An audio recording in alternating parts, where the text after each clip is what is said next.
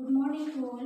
હું દાણીધારિયા Hetal, female health worker, Health and Wellness Center, Ravalsar, PHC, લાખાબાગ. Today is 31st May, World No Tobacco Day, એટલે કે વિશ્વ તમાકુ નિષેધ દિવસ. તો આના વિશે હું બે શબ્દો કહીશ, જેનો ટોપિક છે વ્યસન એટલે વિનાશ. ઈશ્વરે આપણને સૌથી શ્રેષ્ઠ વરદાન આપ્યું છે અને એ છે આપણું શરીર. હું આપ સૌને એક પ્રશ્ન પૂછવા માંગુ છું કે શું તમે તમારી રોલેક્સ કે ટાઇટનની વોચ કાગડા ઉડાડવા માટે કરી શકો છો? શું તમે તમારા નવા ડબલ ડોર ફ્રીજનો ઉપયોગ ભંગાર ભરવા માટે કરી શકો છો?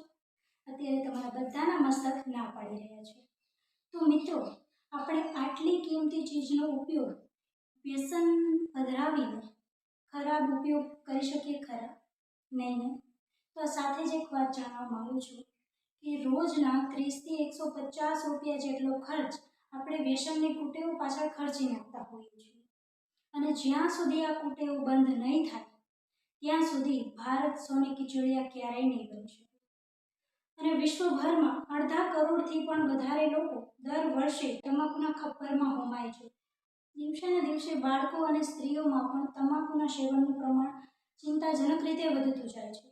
અને તમાકુનું સેવન એટલે ઝેરનું સેવન કહેવાય છે, કારણ કે તેમાં આર્સેનિક, ટાર, કાર્બન મોનોક્સાઇડ, એમોનિયા જેવા ઝેરી તત્વોનો સમાવેશ થયેલો હોય છે. અને સિગરેટ કે બીડીના સેવનથી ફેફસાનું કેન્સર, ગળાનું કેન્સર થઈ શકે છે. તેમજ દારૂ, તમાકુ અને ગુટખાના સેવનથી liver cancer, heart disease, kidney failure જેવા ઘાતક રોગો થઈ શકે છે. અકસ્માતમાં કમોતે મળતા લોકો કરતાં પણ 5 ગણા વધુ લોકો તમાકુના સેવનના કારણે મરે છે. અને વિશ્વ સ્તરની વાત કરીએ તો તમાકુના ઉત્પાદન અને વેચાણમાં ભારત બીજા ક્રમે આવે છે. અને આ જ તમાકુ ઇનએફિશિયન્ટ જનરેશન એટલે કે બિનકાર્યક્ષમ પેઢીને ઊભી કરે છે અને અનહેલ્ધી લાઈફ જનરેટ કરે છે. તો આવો આપણે પ્રણ લઈએ. So we can join our hands together against tobacco consumption and promote healthy food consumption.